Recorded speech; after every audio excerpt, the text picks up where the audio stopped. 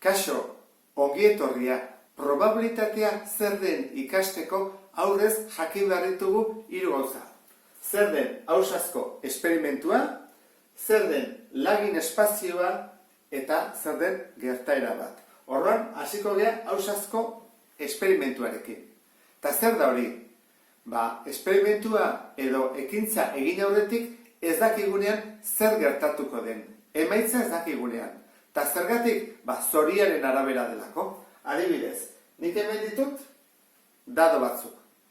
Eta bota aurretik nik ez dakit atako den 6a, 4a, 2a, hemen beste lau bat, nik ez dakit zer aterako den. Orduan, ausazko esperimentu esango genioke edo zoriaren arabera guk ez dakigu zer aterako den.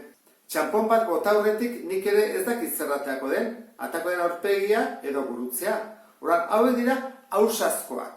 Zergatik ekintza egin arte ez dakigulako emaitzak zer aterako den. Beste kaso batzutan guk badakigu zer aterako den. Kalkulatu dezakegu.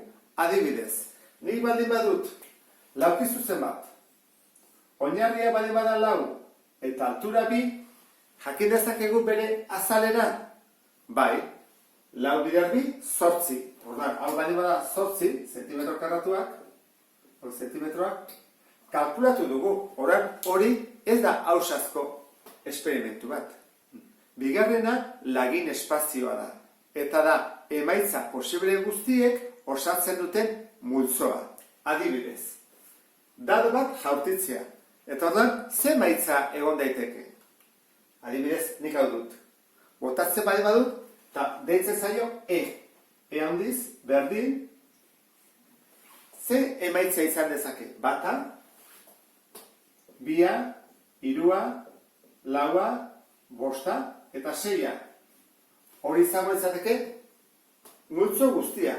Emaitza guztiak hemen daude. Batetik 6a. Giltza batekin itxita erekitzen ditut eta E deitzen diot. 2 txanpon airera botatzea. Orduan, horren lagin espazioa zein da. Jarriko diot baitere E, berdin, erekitzen dut giltza, eta hasiko gera. 2 txanpon baldin badira, lehenengoa atea daiteke adibidez, aurpegia. Eta bigarrena ere, aurpegia. Hori da, aukera bat. Bigarren aukera, lehenengoa da aurpegia. Eta bigarrena, gurutzea. Hirugarren aukera, gurutzea eta aurpegia. Eta azkenekoa, gurutzea eta gurutzea. Hau dira, 4 aukera. Ez dago da aukera gehiago. Orduan, ulertuta zerren lagin espazioa, goazen gertaerakin. Gertaera da lagin espazioaren azpi multzo bat, multzo txiki bat. Orduan, ez dira denak sartzen. Hori ulertzeko, 2 aukera ditugu. A eta B, adibidez. Dado bat jaurti eta gu badakigu dado bat botata zer den bere lagin espazioa. 1, 2, 3, 4, 5, 6. Baina gertaera hau motzagoa, txikiagoa izango da. A, zenbaki bikoiti bat ateratzea. Orduan jarriko dugu aukera, A berdin, zeintzu dira hauetatik hau betetzen dutena. 1, 2, 3, 4, 5. Bikoitiak, 2a, 4a eta 6a. Orduan jarriko dugu 2, 4 eta 6. Orduan hemen 3 aukera daude ikusi duzuen bezala murriztu egin da. Multzo txikiagoa da.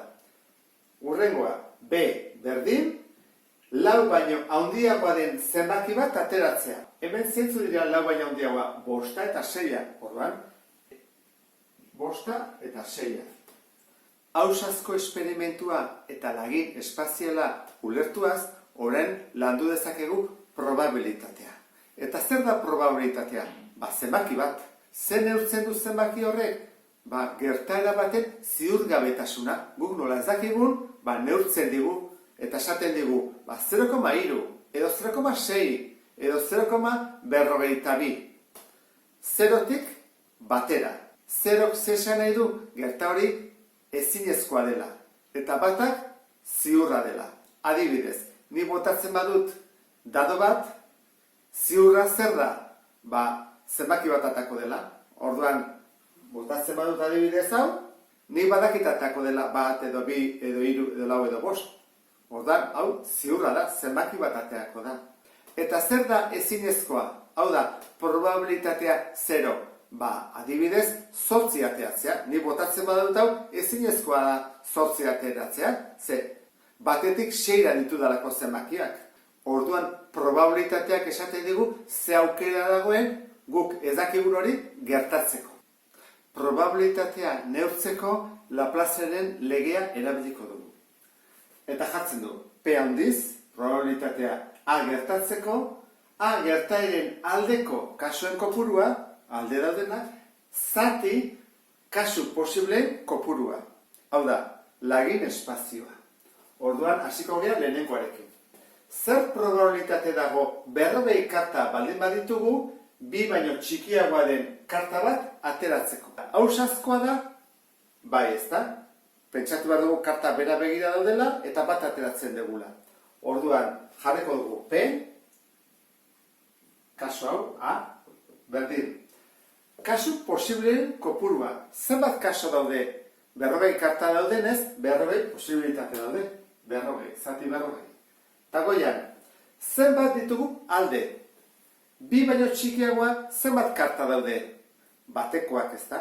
Eta zenbat bateko egoten dira baraja batean? 4. Horran jarriko dugu, gure alde, 4 daude. 40 kartatik 4 gure alde. 4 zati 40, 0,1. Probabilitatea ikusten dezuen bezala oso txikia gelditzen da. Bigarrena, 2 puxtarri gorri, 3 zuri eta 5 beltz dauzkan poltsa batetik begiratu gabe puxtarri zuri bat ateratzea. Eta hemen beste bi galdera. Hau ere, ausazkoa da, bai ez da, begiratu gabe atera dugulako. Ze begiratzen badugu bat iguzen atera. Hoiz ditzateke izango ausaz. Orduan, jarriko ditugu lehenengo datuak. 2 gorri. Hora jarri dut, 2 gorri, 3 zuri, eta 5 beltz. 5 beltz. Hau dira, puxtarriak. Horroan, guazen ikustea. Probabilitatea, hau A izango izake. Probabilitatea A, berdin. Puxtarri zuri bat ateratzea. Zenbat puxtarri daude poltsa horretan? 2 gehi 3 gehi 5. 10 puxtarria. Horran behar jarriko dut, guztia, 10. Eta gure alde zenbat daude puxtarri zuriak. Zenbat daude puxtarri zuriak? 3 ez da, horran jarriko du hemen, goian gure aldekoak 3. 3 zati 10, 0,3. B kasua, horran jarriko dugu, probabilitatea B, berdin. Gorri bat ateratzeko probabilitatea. Gorri ateratzeko jarriko dugu lehenengo kasu posible guztiak. Zenbat dira berriro 10 puxtarri daude. 10. Eta zenbat gorri ditugu 2. Orduan izango izateke 2 zati 10, 0,2. Eta azkena, puxtarri zuri edo beltz bat ateratzea. Orduan, probabilitatea ferena izango litzake. 10 kaso guztiak, eta horren gure alde zentzu daude, edo zuriak, edo beltzak. Horren, biak batu egin behar ditugu. Zenbat zuri ditugu? 3, eta beltzak 5. 3 gehi 5, 8. Horren, gure alde daude, 8. Berdin, 0,8. Zein da 3etatik probableena? Hau da, aukera gehiago gertatzea, azkeneko hau. 0,8 batetik oso gertu dagoelako. Eta bitartean 0,2 zailagoa da gertatzea, 0tik gertuago dagoelako.